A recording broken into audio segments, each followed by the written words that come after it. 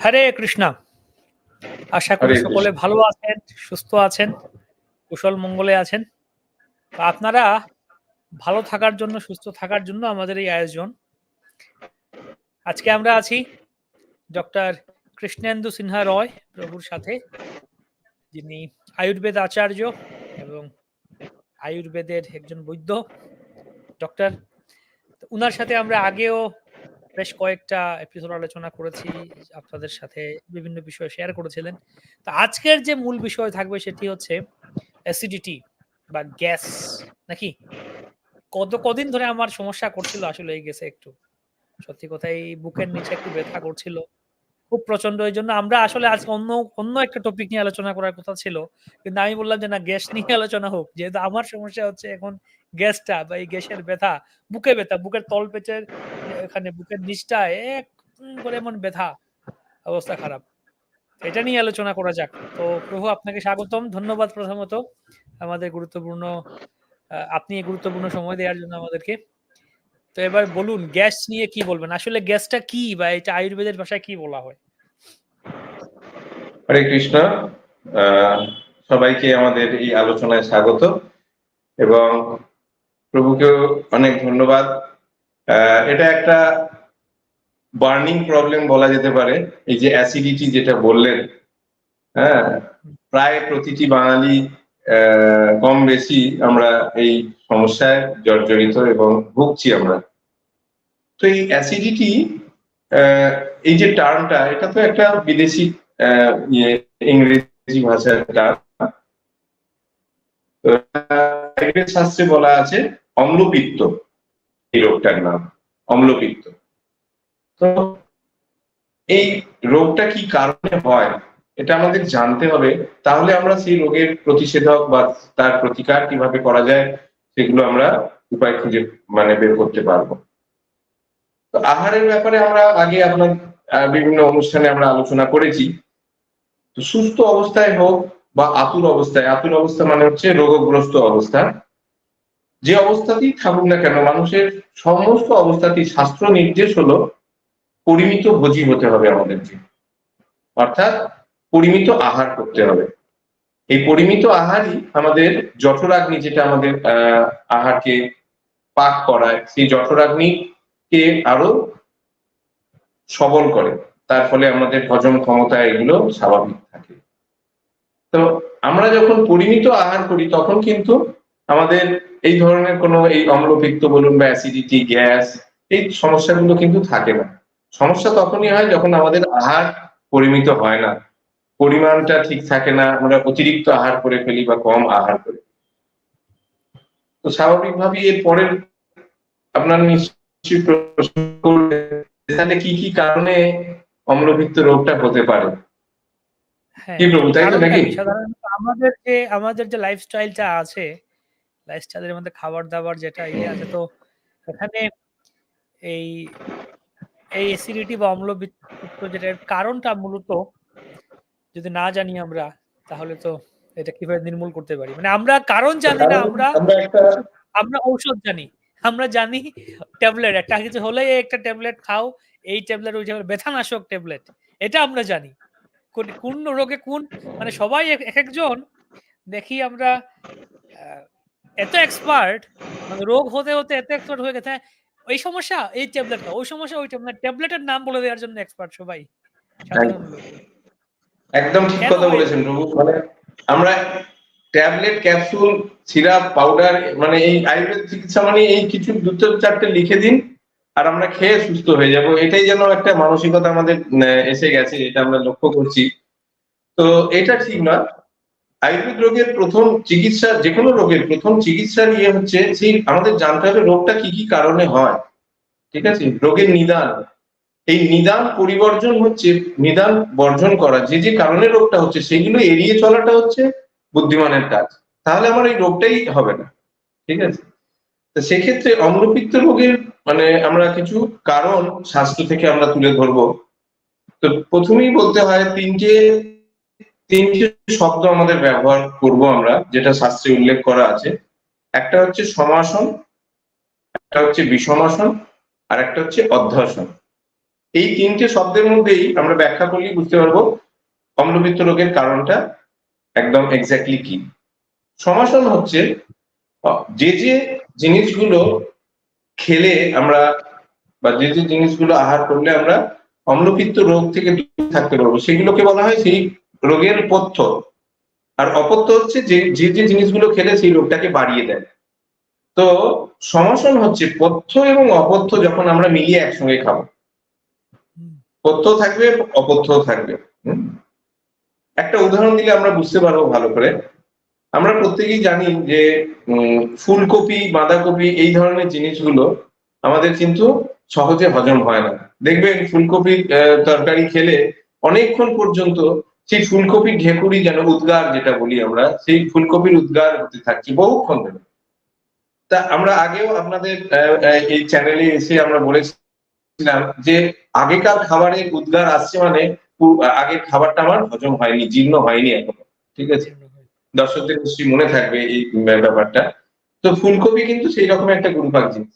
আবার শাস্ত্রে বলা আছে কিছু মশলা যেমন হলুদ, জিরা, ধনে, এগুলো কিন্তু পথ্য আহার, পথ্য, এগুলো আমাদের পক্ষে উপকারী।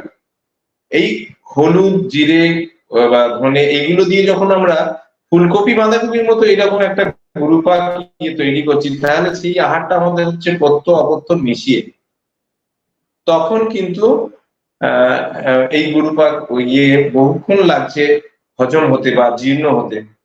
কিন্তু দেখা যাবে পরবর্তী খাবারের টাইম, আহারের টাইম চলে এসছে আমাদের, অথচ আগের ভেঁকুর উঠছে, উদ্গার, ফুলকপির আসছে, মানে আগের খাবারটা জীর্ণ হয়। অথচ বাড়ির সবাই খেতে ডাকছে, আমাকে খেতে বসে পড়তে হচ্ছে। তার ফলে আগের খাবারটা হজম না হয়ে আবার আমরা খাবার চাপিয়ে দিচ্ছি। এটাকে বলা হয় অধ্যশন। অধ্যশন কথাটার অর্থ হচ্ছে আহার জীর্ণ হওয়ার আগেই পুনরায় আহার করা। আর বিষমোষণ বলে একটা আমরা শব্দ ব্যবহার করলাম, সেটা তাহলে কি? বিষমোষণ হচ্ছে চাপিয়ে দেয় নাকি? একদম এক্স্যাক্টলি। তাহলে এর ফলে অম্লপিত্ত, অ্যাসিডিটি হবে। আমাদের খাবারের সময় চলে এসছে, বা আমাদের মায়াপুরে দেখা যায় ব্রহ্মচারী কিচেনে একটা নির্দিষ্ট সময়, ঘন্টা পড়ে গেল মানে সেখানে যেতে হবে। কোন ব্রহ্মচারী দেখা যাচ্ছে বা ভক্তের দেখা যাচ্ছে আমার আগে খাবার জীর্ণ হয়নি, মানে খিদেই হয়নি, কিন্তু আমাকে ওই তারপরে গেলে আর প্রসাদ পাবো না, আমাকে ওই সময় খেতে হবে, মানে চাপিয়ে দেওয়া, যেটা আপনি বললেন। আর বিষমোষণটা হচ্ছে তিনটে বিষয়কে নিয়ে। একটা হচ্ছে অসময়ে ভোজন করা, কোনো সময় ঠিক নেই, যখন তখন। হ্যাঁ, এমনই এখন সিডেন্টারি লাইফস্টাইল হয়ে গেছে মানুষের, যে মানে কখন ব্রেকফাস্ট, কোনোদিন আজ একরকম টাইমে ব্রেকফাস্ট, কালকে একরকম অন্য টাইমে, লাঞ্চ, ডিনার, কোনোটারই নির্দিষ্ট কোনো সময় নেই। তো অসময়ে ভোজন, অল্প মাত্রায় ভোজন এবং অতিরিক্ত মাত্রায় ভোজন, এটাকে বলা হয় বিষমাসন। এই তিনটেও কিন্তু অম্লপিত্ত বা অ্যাসিডিটির কারণ। এছাড়া শাস্ত্রে বলা আছে যে মিলিতভাবে ক্ষীর এবং মৎস্য আদি এগুলো ভোজন। যেহেতু আমাদের চ্যানেল শুধুই যে ইসকন ভক্তদের কে অবগত করানোর জন্য আমরা জানাচ্ছি তা তো নয়, সাধারণ মানুষ যারা ধরুন আমিষ আহারও করেন, তাদের ক্ষেত্রে এটা জানা জরুরি যে মিলিতভাবে ক্ষীর বা দুধের কোনো প্রোডাক্ট, তার সঙ্গে যদি আমরা মৎস্য আহার করি, সেটা কিন্তু বিরুদ্ধ ভোজন হয়, এবং সেটা মানে দোষকে প্রকোপিত করে আমাদের যে স্রোত সমূহ আছে, যে চ্যানেলগুলো আছে শরীরের, তাকে অবরুদ্ধ করে অ্যাসিডিটি তৈরি করে বা অম্লপিত্তের রোগের সৃষ্টি করছে। এছাড়া অন্য কারণ, খুব সাধারণ কারণ, অতিরিক্ত তেল, ঝাল, মশলাদার খাবার, যেগুলো আমাদের পিত্তকে প্রকোপিত করে, পিত্তকে বাড়িয়ে দেয়। অতিরিক্ত তেল, ঝাল, মশলাদার খাবার খাওয়ার অভ্যাস এখন মানুষের মধ্যে প্রবণতা স্বাভাবিক দেখা যাচ্ছে, এটাও একটা কারণ অম্লপিত্তের।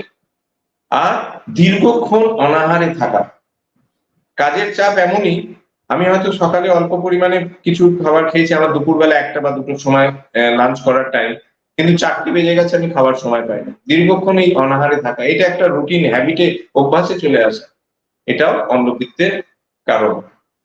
তো এইরকম বিভিন্ন কারণ যেগুলো আমাদের হয়েই থাকে, কাজের চাপে বলুন, প্রফেশনাল বিভিন্ন বলুন, আমরা এই সমস্যাগুলি এসে থাকে, যার ফলে নিয়মিত সময় ঠিকঠাক আমরা আহার করতে পারি না, অতিরিক্ত ভোজন করে ফেলি, কখন খুব ক্ষুধা লেগে গেলে অতিরিক্ত ভোজন করি, কখন দেখা গেল খাবার পাওয়া যাচ্ছে না বা সময় পাওয়া যাচ্ছে না, অনাহারে থাকা। এই ধরনের এই অভ্যাসের ফলগুলোই হচ্ছে অম্লপিত্তের কারণ বলে শাস্ত্রে ব্যাখ্যা করা আছে। আচ্ছা, তো এখন কি সমাধান আছে? এটা তো আপনি যে কথাগুলি বললেন এটা তো আছেই আমাদের দৈনন্দিন জীবনে, চলছে এরকম রুটিন, এরকম এরকম ব্যাপার। তো এখন কি করা যায়? ইনস্ট্যান্ট সলিউশন কি আর লং টার্ম সলিউশন কি? দেখুন, সলিউশনে যাওয়ার আগে আগে সেই ব্যক্তিকে বুঝতে হবে যে আমার অম্লপিত্ত বা এই অ্যাসিডিটি হচ্ছে, হ্যাঁ, ইনডাইজেশন বা অ্যাসিডিটি, হজমের প্রবলেমটা হচ্ছে, তার কিছু লক্ষণ রোগী যিনি এই সমস্যাগুলো যার হচ্ছে তিনি কিছু লক্ষণ উপলব্ধি করবেন। তা আগে জানা দরকার যে অম্লপিত্ত রোগের লক্ষণগুলো মানে কি কি। আমরা যে ভুক্ত যে অন্ন আমরা আহার করেছি সেটা পাক হচ্ছে না, প্রথম লক্ষণ এটাই। তার লক্ষণগুলো আমরা আগের ভিডিওতেও আলোচনা করেছি যে সেই অম্ল উদ্গার বা আগের খাবারের যে মানে ঢেকুর উঠবে, আগের খাবার যদি কোনো দুর্গন্ধযুক্ত বা আগের খাবারের যে গন্ধটা সেটা যদি না থাকে আমাদের আহারে, তাহলে দেখা যাবে বুঝতে পারবো যে এই খাবারটা হজম হয়েছে বা জীর্ণ হয়েছে। জীর্ণ হওয়ার না হলে আমরা মানে বুঝতে পারবো যে আমার এটা অপরিপক্ক অন্নরস থেকে গেছে, তার ফলে আমার অম্লপিত্ত আসছে বা অ্যাসিডিটি আসছে। অ্যাসিডিটির কিছু লক্ষণ আছে যেগুলো আমরা খুবই মানে লক্ষ্য করে থাকি। আমাদের ক্লিনিকে ক্লান্তি বোধ করে, প্রচন্ড ক্লান্ত থাকে সেই রোগী, একটা সবসময় যেন বমি বমি ভাব থাকে, তিক্ত তেতো এবং অম্ল উদ্গার ঢেকুর হয় সবসময়, বুক গলা জ্বালা মানে জ্বালা করে। এগুলো একদম কমন সিমটম যেগুলো আমরা ক্লিনিকে পেয়ে থাকি, মানুষ মানে রোগীরা এসে বলে থাকে। অতিরিক্ত অরুচি, খাবার দেখলে কোনো মানে অরুচি, কোনো রুচি থাকছে না, খাবার টেস্ট পাচ্ছে না, হ্যাঁ, এমনকি বমি পর্যন্ত হয়ে যাওয়া, তেতো বমির সঙ্গে তেতো জলের মতো বেরোচ্ছে বা একদম টক জলের মতো, মানে রোগীরা এসে বলে ডাক্তারবাবু তেঁতুল গোলা জলের মতো বমি হয়ে গেল, এইরকম ইয়েটা। এবং কণ্ঠ, গলা, পেটের বিভিন্ন অংশে অসম্ভব জ্বালা, তার সঙ্গে কিছু আরো সিমটম থাকে, অ্যাসোসিয়েটেড সিমটম থাকে, যেমন শাস্ত্রে বলা আছে শিরোবেদনা, মাথার যন্ত্রণা হওয়া, ঘাট থেকে মাথা অসহ্য যন্ত্রণা, হ্যাঁ।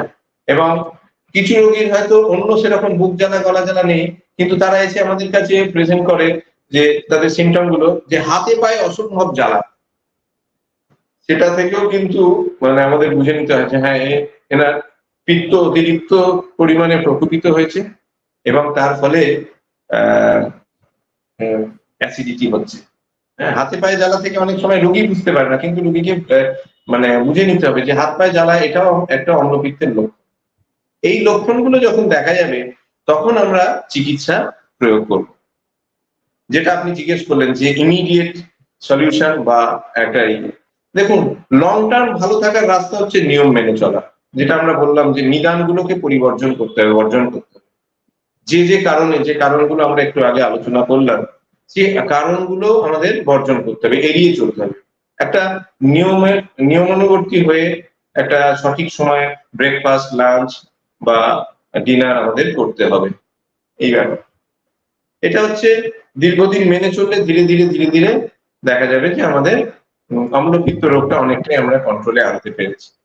কিন্তু যখন পেশেন্ট ইমিডিয়েট এফেক্টে আসছে আমাদের কাছে, যে প্রচন্ড হারে গলা বুক জ্বালা করছে, মুখ তেতো টক টক ভাব বা বমি হচ্ছে, তখন অম্লপিত্ত রোগীর ক্ষেত্রে প্রথমেই আমাদের বমন করাতে হবে, পেশেন্টকে বমি করাতে হবে। কারণ এই যে অম্ল অতিরিক্ত ভেতরে যে মানে সঞ্চয় হয়েছে সেটাকে বের করে দিতে হবে, শোধন করাতে হবে সেইগুলোকে বের করে দেওয়ার মাধ্যমে। তো বমন কি দিয়ে করাবো? আমাদের আয়ুর্বেদ সংগ্রহ গ্রন্থ থেকে আমরা জানতে পারি, অষ্টাঙ্গ হৃদয়ে বলা আছে। তো আমরা আজকের এই চিকিৎসা পদ্ধতি এটা মূলত আয়ুর্বেদ সংগ্রহ গ্রন্থ থেকেই আমরা রাখছি। তো সেখানে বলা আছে যে পলতা পাতা এবং নিম ছালকে ফুটিয়ে কাঠ তৈরি করতে হবে। মানে যে দুটো জিনিসকে আমরা বললাম, পলতা পাতা, হ্যাঁ পলতা পাতাটা কি? কি বলছেন প্রভু? এই পলতা পটলের পাতাটা কি? পলতা পাতা। হ্যাঁ, আপনার কথাটা বুঝতে পারলাম না, কি পলতা পাতা কোনটা বললেন? এই যে পটলের যে পাতা ইয়ে হয় না, পলতা পাতার আমরা মানে ইয়ে করে বড়া খাই, পলতা বড়া খাই না, আচ্ছা, আচ্ছা, পটলের যে পাতা, পটলের পাতা। হ্যাঁ, হুম, এবং নিম ছাল, এই দুটো জিনিসকে ফোটাতে হবে জলের সঙ্গে ফুটিয়ে সেটাকে ফুটিয়ে বেশ গাঢ় হলে কাঠ তৈরি হয়। সেই কাঠটাকে মধু এবং সৈন্দব লবণ দিয়ে প্রক্ষেপ দিতে হবে, মেশাতে হবে ভালো করে, এবং রোগীকে সেইটা পান করাতে হবে, পান করিয়ে বমন করাতে হবে। এই বমন করানোর ফলে যে এই যে জ্বালা জ্বালা যে ভাবটা, যে অ্যাসিডটা মানে ভেতরে যেটা দোষ দোষ প্রকোপিত হয়ে যে বিষের সঞ্চার হয়েছিল, সেই বিষ জিনিসটা বাইরে বেরিয়ে আসবে। এই রোগে বমন করানোর পর আয়ুর্বেদ সংগ্রহ গ্রন্থে বলা হয়েছে যে রোগীকে বিরেচন দ্রব্য দিয়ে শোধন ক্রিয়া করাতে হবে। বিরেচন, এই বিরেচনটা কি দিয়ে করতে হবে? মধু এবং আমলকির রসের সাথে, হ্যাঁ, তেওরি বলে একটা হার্বস আছে, পাওয়া যায়, ইজি অ্যাভেলেবল, চূর্ণ ফর্মেই পাওয়া যায়, পাউডার ফর্মে পাওয়া যায়। সেই তেওরি চূর্ণকে প্রয়োগ করতে হবে। তেওরি চূর্ণ কি করাবে? অধোভাগ দিয়ে, শরীরের নিম্ন ভাগ দিয়ে, মলদ্বার দিয়ে, হ্যাঁ, সেই অতিরিক্ত যে বিষ দ্রব্য, অপরিপক্ক যে অন্ন রস, হ্যাঁ, যেটা আমার শরীরে দাহ বা জ্বালা উৎপন্ন করছিল, একটা বা অম্লের সৃষ্টি করছিল, সেইটাকে বের করে দেবে। তাহলে প্রথম হলো ঊর্ধ্ব মার্গ দিয়ে, ওপর দিয়ে বমনের মাধ্যমে, তারপর বিরেচনের মাধ্যমে। এটা কিন্তু খুব সহজেই যে কোনো পঞ্চকর্ম ক্লিনিকে যেতে হবে তা নয়, এই জিনিসগুলো সংগ্রহ করে রোগী কিন্তু নিজের বাড়িতেও সেগুলো প্রয়োগ করতে পারে। এবার অনেক সময় আমরা দেখি বহু মানুষ আছে এমন অসহ্য জ্বালা যন্ত্রণা নিয়ে, যে শরীরে বলছে ডাক্তারবাবু আমার শরীরে মনে হচ্ছে আগুন জ্বলছে, এত তাপ। হ্যাঁ, তাহলে এই ধরনের রোগীকে আমরা যদি ক্লিনিকে জাস্ট প্রেসক্রিপশনে দুটো ওষুধ লিখে দিলাম, ট্যাবলেট, ক্যাপসুল বা সিরাপ, আর আমরা আশা করলাম যে তার অম্লপিত্ত রোগটা মানে নাশ হবে, কখনোই হবে না। এই যে দুটো পদ্ধতি আমরা আলোচনা করলাম, বমন এবং বিরেচন, তাকে অবশ্যই প্রথমে দিতে হবে। বমন বিরেচনের মাধ্যমে তাকে শোধন করার পর তারপরে এবার আমরা ওষুধের দিকে যাব, তবে ওষুধ কিন্তু কাজ করবে। না হলে যে চ্যানেলগুলো শরীরের আছে, যে স্রোত সমূহ আছে, আয়ুর্বেদে বলা হয় স্রোত, সেই স্রোত চ্যানেলগুলো কিন্তু অবরুদ্ধ হয়ে যায়, স্রোত মার্গগুলো অবরুদ্ধ হয়ে যায়। তার ফলে ওষুধ আমরা যত জোরালো ওষুধই দিই না কেন, সেই যে ব্লক হয়ে যাচ্ছে অবরুদ্ধ স্রোত মার্গগুলোকে, সেই ওষুধ মানে সঠিক জায়গায় পৌঁছতে পারছে না, এবং ওষুধের ক্রিয়া মানে সেই রেজাল্ট আমরা পেতে পারবো। কাজে যখন অতিরিক্ত হাইপার অ্যাসিডিটির জন্য পেশেন্ট আমাদের কাছে এই সিমটম গুলো নিয়ে আসছে, যে দেহে অতিরিক্ত জ্বালা, সারা শরীরে, পেটে, বুকে, গলায়, হ্যাঁ, যেন জ্বলছে সারা শরীর, যেন মনে হচ্ছে আগুন জ্বলছে, এরকম একটা ইয়ে নিয়ে, তখন তাকে অবশ্যই বমন বিরেচন করে তাকে শুদ্ধ করে তারপরে ওষুধের প্রয়োগ করতে হবে। এছাড়া চিকিৎসার অঙ্গ হিসেবে আমাদের খাদ্যের মধ্যে যে অতিরিক্ত লবণ বা কটু জিনিস, অম্ল জাতীয় জিনিস, এই জিনিসগুলো, অতিরিক্ত ঝাল, অতিরিক্ত তেল মশলা, এগুলো ব্যবহার কমাতে হবে। আর একটা খুব সুন্দর, যেটা আমরা খুব সহজেই যে কোনো মানুষ বাড়িতে আমরা প্রয়োগ করতে পারি, একটা টোটকা বলা যেতে পারে, যে রোগী, অম্লপিত্তের রোগী চিনি এবং মধু, এই দুটো জিনিসকে, খই আছে না, খইকে গুঁড়ো করে তার সঙ্গে মিশিয়ে কিন্তু গ্রহণ করতে পারে, খুব ভালো কাজ করে অম্লপিত্তের ইয়েতে। ঠিক আছে, এইগুলো প্রয়োগ করা যেতে পারে। এছাড়া বলা আছে, আয়ুর্বেদ সংগ্রহ থেকে আমরা পেয়েছি যে বাসক সাথে কিছু জিনিসকে মেশাতে বলা হয়েছে, দারুচিনি, এলাচ, তেজপাতাকে চূর্ণ করে মানে গ্রাইন্ড করে, মানে পাউডার ফর্মে, এবং মধু। তাহলে কি কি হলো? বাসক এবং আমলকির সাথে দারচিনি, এলাচ, তেজপাতার চূর্ণ এবং মধু দিয়ে রোগীকে পান করানো। এই পান করানোর কিছুক্ষণ, 8 ঘন্টা পরে, 15 মিনিট বা 8 ঘন্টা পরে যদি রোগীকে আমরা মুদগো জুস পান করাতে পারি অনুপান হিসেবে। অনুপান মানে যেটা পরে ওষুধের পরে পান মানে দেওয়া হয়, মুদগো জুসটা কি বলেছিলাম প্রভু, আপনার মনে আছে? আমরা আগের আলোচনায় অগ্নিবল বৃদ্ধিকারক হিসেবে মুদগো মুগ জুস মানে ডালের কি? মুগ ডালের, মুগ হ্যাঁ। ডালের যে উপরের যে পাতলা অংশটা, হুম। তাহলে আমরা যে এই যে প্রিপারেশনটা করালাম, এটা একটা পড়া ধরাও হয়ে যাচ্ছে। মানে যারা হ্যাঁ। দর্শক আছে আপনার মাধ্যমে তারা আবার একটা ঝালিয়ে নিতে পারবে। তো মুদগো জুস, এই মুগ ডালের জুসকে তারপরে আমরা অনুপান হিসেবে দিতে পারি। প্রথমে বললাম ওই বাসক আর আমলকির সাথে যে জিনিসগুলো মেশাতে, হ্যাঁ, এইগুলোকে রোগীকে পান করিয়ে তারপরে অনুপান হিসেবে, অনুপান মানে পরে পান করানো হিসেবে এই মুগ ডালের উপরের অংশটা, পাতলা অংশটা পান করাতে পারে। তাহলে কিন্তু অম্লপিত্ত নাশ হয়, শাস্ত্র বলছে। এরপরে যেগুলো আছে শাস্ত্রের বিভিন্ন রকম ওষুধের কথা বলা আছে, তবে যে ওষুধগুলো আমরা ব্যবহারিক ক্ষেত্রে বেশি প্রয়োগ করি, হ্যাঁ, সেগুলো হচ্ছে সৌভাগ্য শুনকি মোদক। যারা দর্শক আছেন তারা সংগ্রহ করতে পারেন, এই নামে ওষুধ বাজারে পাওয়া যায়, ভালো আয়ুর্বেদিক শাস্ত্রীয় ওষুধ যেখানে পাওয়া যায়। সৌভাগ্য শুনকি মোদক, অম্ল পিত্তান্তক মোদক এবং অম্ল পিত্তান্তক রস, হ্যাঁ, অভ্র রসায়ন, জিরকাদ্য ঘৃতম। জিরকাদ্য ঘৃতমটা কালো জিরে এবং ধনেকে, হ্যাঁ, জলের সঙ্গে পাক করে একটা তৈরি করা হয়, যার ফলে অম্লপিত্তের কিছু সিমটম যেমন অরুচি, অগ্নিমান্দ বা বমি বমি ভাব, এগুলো খুব সুন্দর মানে দূরীভূত হয়, দূর হয়। ঠিক আছে, এইগুলো এইগুলো মোটামুটি চিকিৎসা অনেক অনেক বিস্তারিত আছে, কিন্তু বেশিরভাগ ক্ষেত্রে দেখা যায় দৈনন্দিন জীবনে বাড়িতে আমরা প্রয়োগ করার ক্ষেত্রে অনেক জিনিসগুলো পাই না, অ্যাভেলেবেল হয় না। কিন্তু এইগুলো আলোচনা, হ্যাঁ প্রভু, হ্যাঁ তাৎক্ষণিকভাবে কি করা উচিত? তাৎক্ষণিকভাবে কি করা উচিত যদি কিছু একটা বলেন যে আমার এখন ব্যথা করছে, তাৎক্ষণিক কি রিলিফ হতে পারে? দেখুন, তাৎক্ষণিক বলতে তাৎক্ষণিক রিলিফ কিন্তু আমরা যেটা প্রথমেই মানে অম্লপিত্ত রোগের চিকিৎসার প্রথম যেটা বললাম, বমন বমন করালেই কিন্তু পেশেন্ট ইমিডিয়েট একটা রিলিফ পাবে। সেই যে জ্বালাটা ভেতরে, দাহ বা জ্বালা যেটা অনুভব করছিল, যেই বমি করে দেবে একদম, সমস্ত অ্যাসিডিটি, অ্যাসিড বেরিয়ে যাবে যখন, হ্যাঁ, এবং দেখবেন যে একদম তেঁতুল গোলা জলের মতো বমি হতে থাকছে, ইমিডিয়েট তাৎক্ষণিক রিলিফ কিন্তু অতি পাবে। ইমিডিয়েটলি যখন দেখা গেলে এখন ওই পটল পাতা, পলতে পাতা সবার বাড়িতে থাকবে না, ওইটা সংগ্রহ করে আনা, অন্যান্য বিষয় এমন যদি কিছু থাকে, কোনো ঘরোয়া উপায় যার মাধ্যমে কিছু করা যায়। সেক্ষেত্রে দেখুন, বেশি করে মানে একটু উষ্ণ কুসুম মানে ঈষদুষ্ণ জল, হ্যাঁ, বেশি করে পান করালে কিন্তু স্বাভাবিকভাবে, এটা যদিও শাস্ত্রে বলা নেই কিন্তু আমরা দেখেছি, মানে ধরুন প্রায় হাফ লিটারের উপর 750 বা 1 লিটার মতো যদি একটু উষ্ণ জল পান করানো হয় পেশেন্টের, যে কোনো সাধারণ মানুষের অটোমেটিক একটা বমি ভাব আসে। ঠিক আছে, একটু গলার কাছে আঙুল দিলেই কিন্তু বমি হয়ে যায়, তাতেও কিন্তু ওই জিনিসগুলো বেরোবে।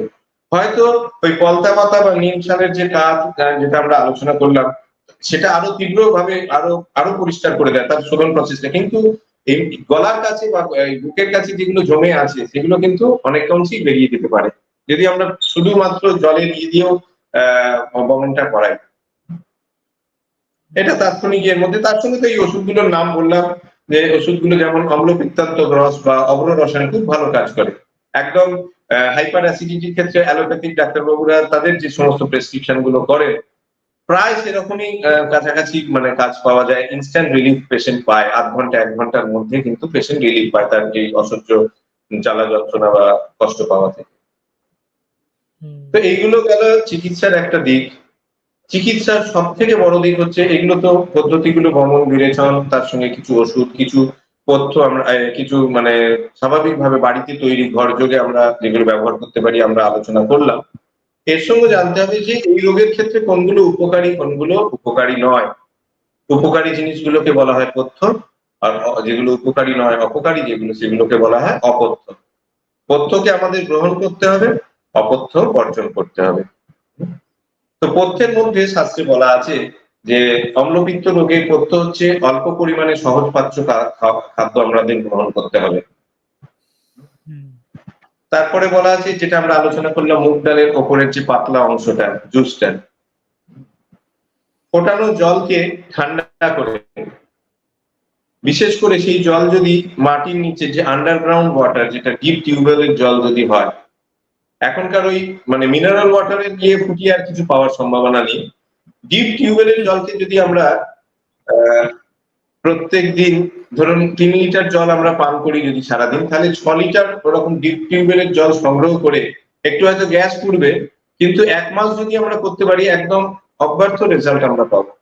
হ্যাঁ, সেই 6 লিটার জলটাকে, ডিপ টিউবওয়েলের মাটির নিচের জলটাকে যদি আমরা ফোটাতে ফোটাতে অর্ধেক পরিমাণে আনতে পারি, যেটা শাস্ত্রে বলা আছে অর্ধোদক, অর্ধ উদক, সেই জলটা ঠান্ডা করে যদি আমরা সারাদিন পান করি, তাহলে কিন্তু অম্লপিত্ত এমনি নাশ হবে।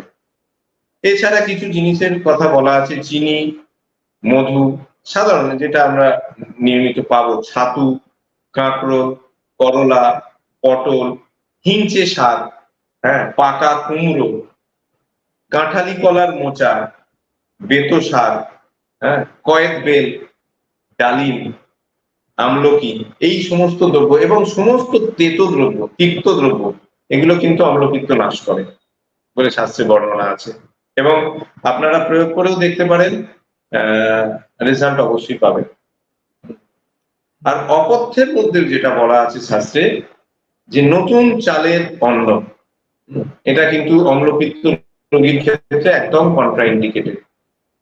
নতুন চালের অন্ন, বিরুদ্ধ দ্রব্য যেগুলো আমরা, হ্যাঁ, নতুন চালের অন্ন, বিরুদ্ধ দ্রব্য যেটা আমরা আলোচনা করলাম একটু আগে, ক্ষীর বা দুধের সঙ্গে মৎস্য আহার, যারা আমিষ আহার করেন তাদের ক্ষেত্রে, পিত্ত প্রকোপক দ্রব্য যেগুলো পিত্তকে বাড়ায়, পিত্তকে প্রকোপিত করে, অতিরিক্ত তেল ঝাল মশলাদার খাবার, হ্যাঁ, এগুলো কিন্তু অপথ্য হিসেবেই শাস্ত্রে বর্ণনা করা আছে অম্লপিত্ত রোগের মানে চ্যাপ্টারে।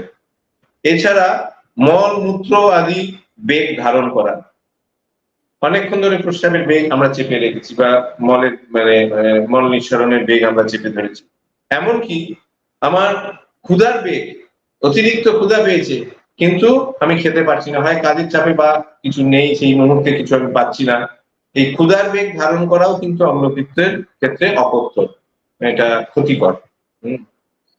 আর তিল মাসকলাই অম্লপিত্ত রোগীর ক্ষেত্রে অপথ্য, কন্ট্রাইন্ডিকেটেড, চলবে না। অতিরিক্ত লবণ রসযুক্ত যে খাদ্যদ্রব্যগুলো, সেগুলোকে অ্যাভয়েড করে চলা। খুব টক মানে অম্ল দ্রব্য আর গুরুপাক অন্ন, দই, এগুলো পরিত্যাগ করার কথা বলা হয়েছে শাস্ত্রে অম্লপিত্ত রোগীর ক্ষেত্রে। মোটামুটি খুব সংক্ষেপে, কারণ সময় আমাদের কম। দইটাও খারাপ নাকি? দইটা দেখুন, অম্লপিত্ত রোগীর দই খেলেই কিন্তু দেখা যায় তার ওই অ্যাসিডিটি, যে গলা জ্বালা করা, গলার কাছে মনে হচ্ছে যেন, এটা আমরা মানে দেখেছি, এইটা পরিত্যাগ করা উচিত, দইটা চলে না। আর একটা জিনিস প্রভু, যেটা আমরা আলোচনা একদম শেষে চলে এসেছি, প্রায় 1/2 ঘন্টা হয়ে গেল, তো আরেকটা জিনিস হচ্ছে যেটা আমরা প্র্যাকটিক্যাল ক্ষেত্রে দেখেছি, শাস্ত্রে হয়তো সবসময় পাইনি, যারা খাবার সময়, আহারের সময় বা আহারের ঠিক আগে, খেতে বসার আগে বা খেতে খেতে 1 গাল বা 2 গাল অন্ন পাচ্ছে বাঁ হাতে করে, ওই এক ভাগ করে জল খাওয়ার অভ্যাস, বা খাবার শেষ করেই ঢকঢক করে 1 গ্লাস 2 গ্লাস জল খেয়ে নেওয়া, এটা কিন্তু অ্যাসিডিটির ক্ষেত্রে খুব ক্ষতিকর। এবং অ্যাসিডিটি দূর করার জন্য এটা একটু হয়তো আমাদের প্র্যাকটিক্যাল কোনো এক্সপিরিয়েন্স থেকে আমরা শেয়ার করলাম, শাস্ত্রে হয়তো উল্লেখ নেই, কিন্তু এটা আমরা দেখেছি যে আমরা যদি আহার করার পর 1/2 ঘন্টা বা 45 মিনিট 1 ঘন্টা পর্যন্ত যদি জল না পাই, তাহলে কিন্তু অটোমেটিক 3-4 মাস 6 মাস এই অভ্যাস, শুধু অভ্যাস করলে, ওষুধপত্র না খেয়ে বা এত কিছুর মধ্যে না গিয়ে, তাহলেও দেখা যায় কিন্তু এই অম্লপিত্ত রোগ বা অ্যাসিডিটি, হাইপার অ্যাসিডিটি রোগ থেকে আমরা নিস্তার পেতে পারি। এইটুকুই আমার তরফ থেকে শাস্ত্রের যেটুকু আমরা আলোচনা করলাম আমার বলার ছিল। যদি আপনার কোনো জিজ্ঞাসা থাকে আপনি করতে পারেন। ঠিক আছে, এটা আমাদের মোটামুটি সবগুলোই রেজাল্ট পাওয়া গেল, আনসার পাওয়া গেল। কি কি খেতে হবে, কি কি খেতে হবে না, পথ্য অপথ্য সেগুলোই আপনি বললেন, কি কারণে হয় আর লক্ষণ কি কি আছে আর কি কি উপায় আছে সেগুলোই বলা হলো। তো আশা করি আমাদের দর্শকরা এটার জন্য উপকৃত হলেন, অ্যাসিডিটির বা এই গ্যাস অম্বল, গ্যাস পিত্ত থেকে মুক্ত হওয়ার জন্য। ধন্যবাদ আপনাকে প্রভু, আপনার গুরুত্বপূর্ণ মূল্যবান সময় দেওয়ার জন্য। হরে কৃষ্ণ, আপনাকে অনেক ধন্যবাদ। আপনি যে বিভিন্ন বিষয়ের ওপর মানে বিভিন্ন বিষয় উত্থাপন করে, এটা দর্শকরা সত্যি করে উপকৃত হচ্ছে। আয়ুর্বেদের এই নিয়মগুলো যদি আমরা মেনে চলতে পারি, আমরা কিন্তু বহু রোগ থেকে আমরা নিজেদের মানে ডাক্তার বা ওষুধপত্র থেকে আমরা দূরে থাকতে পারি। আপনাকে অসংখ্য ধন্যবাদ। তার মানে আপনি হরে বলছেন কৃষ্ণ। আমরা আপনার থেকে দূরে থাকবো নাকি? হ্যাঁ তার মানে আপনি বলছেন হ্যাঁ আমরা দেখুন, আপনার কাছ থেকে দূরে থাকবো। আমার কাছ থেকে যদি মানে একটু দূরত্ব আপনারা রাখেন, তাহলে আমি একটু ভজন সাধনের সময় পাই বলি। কারণ দেখা যায় মানে এই অনিয়মের ফলে এত রোগীর চাপ আমরা, এটা কিন্তু প্রধান কারণ হচ্ছে অনিয়ম। হ্যাঁ, আমরা এই নিয়মগুলো, শাস্ত্রীয় নিয়মগুলো আমরা মানছি না। মেনে চললে কি হয়, অবশ্যই আপনারা এত সুন্দরভাবে সাধন ভজন করছেন, তো আমাদেরও তো একটু সুযোগ দরকার প্রভু, আমরাও একটু সেই সময়টা দরকার। সেই কারণেও কিছু মানুষ যদি এই নিয়মগুলো মেনে চলে, তারা অবশ্যই এই রোগগুলো থেকে দূরে থাকতে পারবে, এবং আমরাও একটু সাধন ভজনের সময় বেশি পাবো। হরে কৃষ্ণ। বাহ! জয় হোক, জয় হোক। তাহলে এই হচ্ছেন আমাদের কৃষ্ণ ভাবনাময় ডাক্তার। যিনি রোগীকে বলছেন আমার কাছে বেশি আসবেন না। আর অন্য ডাক্তার বলবেন না আর বেশি আসুন আমার কাছে। তাহলে আমার ভালো। যাই হোক, ধন্যবাদ প্রভু। সবাই ভালো থাকুন, সুস্থ থাকুন। এই প্রত্যাশা করছি, এই প্রার্থনা করছি। হরে কৃষ্ণ।